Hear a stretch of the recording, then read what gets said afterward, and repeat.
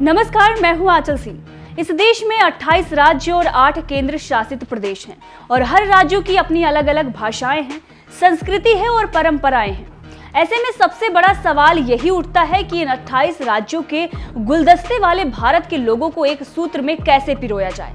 इस सबसे बड़े सवाल का सबसे आसान सा जवाब है भाषा, और वो भाषा है हिंदी, जिसके जरिए सभी राज्यों के लोग एक दूसरे से जुड़ सकेंगे। लेकिन इसके बावजूद हैरानी की बात तो ये है कि इसी हिंदी भाषा का दक्षिण भारत में जबरदस्त विरोध होता रहा है, और इस बार ये विरोध हुआ साउथ फिल्म इंडस्ट्री से।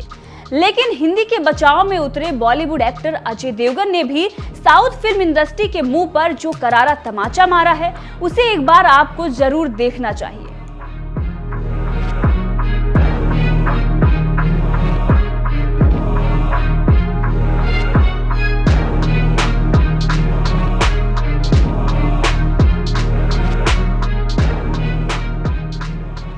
देश के प्रधानमंत्री नरेंद्र मोदी जहां यूनाइटेड नेशन जैसे अंतर्राष्ट्रीय मंच पर पूरी दुनिया के सामने हिंदी में भाषण देते हैं, तो वहीं अपने भारत में आज भी लोगों को हिंदी में बोलने में शर्म आती है। इतना ही नहीं, दक्षिण राज्यों में तो हिंदी भाषा से इस कदर नफरत की जाती है कि देश के प्रधानमंत्री के खिलाफ भी गो बैक के नारे लगाए जाते हैं। हिंदी का ये अंध विरोध अब इन दिनों सफलता की बुलंदियां छू रही साउथ इंडस्ट्री में भी शुरू हो गया है। तभी तो बाहुबली, पुष्पा, RRR जैसी फिल्मों की सफलता का भूत साउथ एक्टरों में इस कदर चढ़ गया है कि हिंदी का मजाक उड़ाने से भी बाज नहीं आ रहे हैं। खुद बॉलीवुड हिंदी सिनेमा में काम कर चुके किच्चा सुदीप ने अभी कुछ ही दिन पहले कुछ ऐसा ही काम किया है। हाल में ही film are the deadliest gangster ever के लॉन्च के मौके पर किच्चा सुदीप ने कहा कि अब साउथ के डायरेक्टर ऐसी फिल्में बना रहे हैं जिनकी ग्लोबल प्रेजेंस है, जबकि बॉलीवुड वाले भी अपनी हिंदी फिल्मों को तेलुगु और तमिल में डब कर रहे हैं, लेकिन उनकी सफलता सीमित ही है। इतना ही नहीं, किच्चा सुदीप बॉलीवुड की ओर इशारा करते हुए यहां तक बोल गए कि हिंदी अब नेशनल लैंग्वेज नहीं रही, वो आज भी पैन इंडिया फिल्म बना रहे हैं। बॉलीवुड की तरफ इशारा करते हुए उन्होंने कहा, लेकिन वो तमिल और तेलुगु में स्ट्रगल कर रहे हैं और फिल्में नहीं चल रही हैं।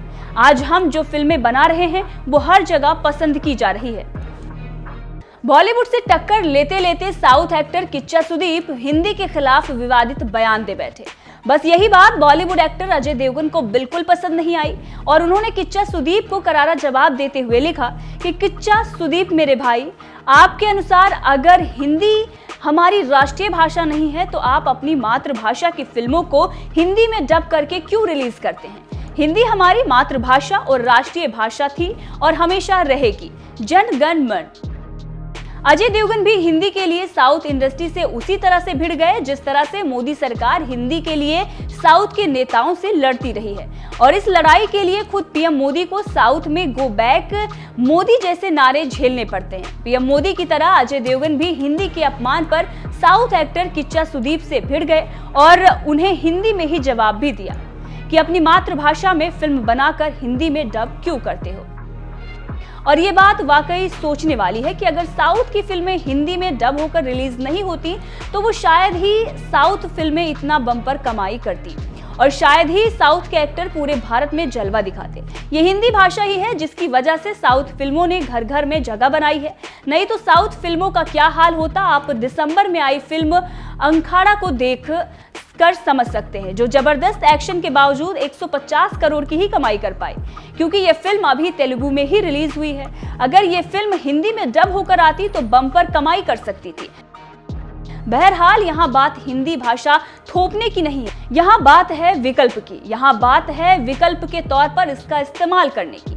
जैसे आप अंग्रेजी का इस्तेमाल दुनिया भर के तमाम देशों में लोगों से बात करने के लिए करते हैं, वैसे ही भारत के तमाम राज्यों के लोगों से संवाद करने के लिए हिंदी को स्वीकार करिए।